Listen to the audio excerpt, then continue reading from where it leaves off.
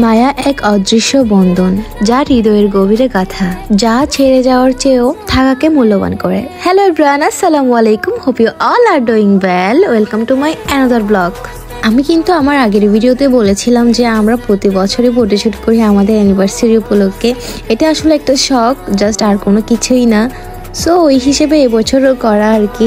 বদনজর কিন্তু খুবই খারাপ, এটা কিন্তু আমি মানি। তাই আমি অনেক কিছুই হাইড করার চেষ্টা করি আসলে, কিন্তু কিছু কিছু জিনিস আছে যা আমার শেয়ার করতে অনেক ভালো লাগে। সবই কিন্তু মাশাআল্লাহ বলবেন।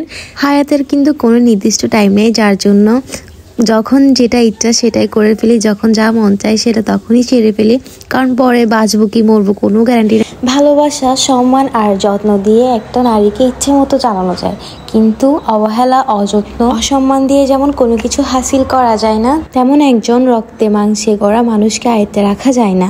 নারীকে কঠোর হয়ে কখনো আয়ত্তে রাখা যায় না। ভালোবাসা, যত্নে কিন্তু একটা নারী কুঁড়ে ঘরে থাকতেও রাজি।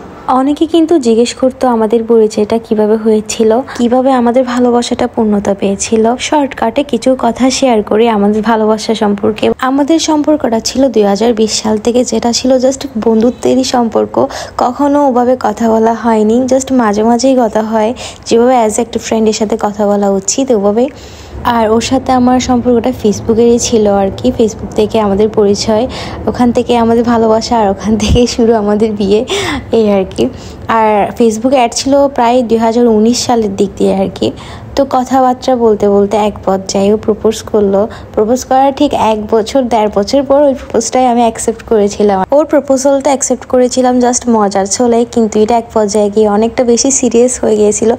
ও যেভাবে ফার্স্টে থেকে সিরিয়াস ছিল, পরে গিয়ে দেখলাম আমি হচ্ছে আরও বেশি সিরিয়াস হয়ে গিয়েছিলাম সম্পর্কটা নিয়ে। কিন্তু একটা মানুষ এভাবে এতটা বছর কিভাবে ওয়েট করতে পারে সেটা ইমতিয়াজকে না দেখলে আমি বুঝতাম না। ও কিন্তু হার মানেনি। ও যতদিন আমি ওরটা অ্যাকসেপ্ট করতেছি না, ওর রিলেশনে যাচ্ছি না, ততদিন কিন্তু আমাকে প্রত্যেকটা দিনই বলেছে আমার সাথে রিলেশন করো, আমি তোমাকে বিয়ে করব, আমি কিন্তু কোনো ফ্লট করব না, মানে এমন এমন কিছু কিছু কথা বলতো, অনেকভাবে আমাকে পটানোর চেষ্টা করতো। কিন্তু কখনো আমি ওর এসবে মানে পাত্তা দিই নাই বললে চলে, কারণ তখনের মুভমেন্টটা অন্যরকম ছিল। একটা কথা আছে না, যে প্রপোজটা তুমি করলেও কিন্তু ভালোটা বেশি আমিই বেসেছিলাম। আমাদের দিক দিয়ে কিন্তু এরকম হয়েছে ঠিক। ও হয়তো আমাকে ভালোবেসেছে ঠিক প্রথম, কিন্তু ওর চেয়ে বেশি আমি এখন ভালোবাসি। আর আমাদের সম্পর্কের ঠিক 5-7 মাসের ভিতরে কিন্তু আমাদের বিয়েটা হয়ে যায়, মানে এই যে নভেম্বরের 12 তারিখ 2021-এ। আর আমাদের রিলেশনটা ছিল মানে যেদিন আমি ওকে অ্যাকসেপ্ট করেছিলাম আর 20 তারিখ এপ্রিলের, মানে 2021 সালে। এই ডেটগুলো না খুবই বেশি মনে থাকে। একটা মেয়ে আর যাই কিছু ভুলে যাক, তার রিলেশনের ডেট, তার অ্যানিভার্সারির ডেট, এগুলো কিন্তু কখনো সে ভুলবে না।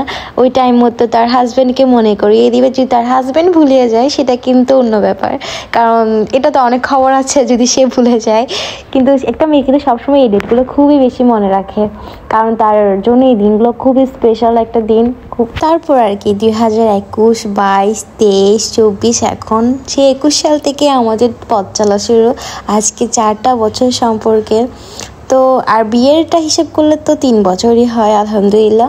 যাই হোক, সব কিছু নিয়ে আমরা অনেক বেশি হ্যাপি আছি। আমাদের জন্য সবাই দোয়া করবেন, আর সবাই কিন্তু মাশাআল্লাহ বলবেন। আর হ্যাঁ, অনেকে জিজ্ঞেস করেছিল যে আমরা ফটোশ্যুটগুলো কোথায় করেছি। আমরা আসলে পতেঙ্গা বিচে গিয়েছিলাম, কারণ আশেপাশে খুব কাছের একটা জায়গা খুঁজছিলাম যেখানে সুন্দর ছবি আসবে আর কি। খুঁজে পাচ্ছিলাম না, তো ওই শর্টকাটে ওইটাই সিলেক্ট করে নিয়েছিলাম। আমরা টানেল দিয়ে গিয়েছিলাম, কারণ যেহেতু এই দিক দিয়ে টানেল দিয়ে গেলে কাছে হবে বিচটা, তা ওইটাই আমরা সিলেক্ট করে নিয়েছিলাম আর কি।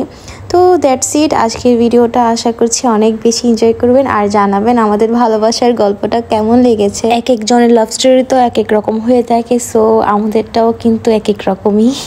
সো আজকের ভিডিওটা এই পর্যন্তই। See you the next video. Don't forget to like, comment, share. By.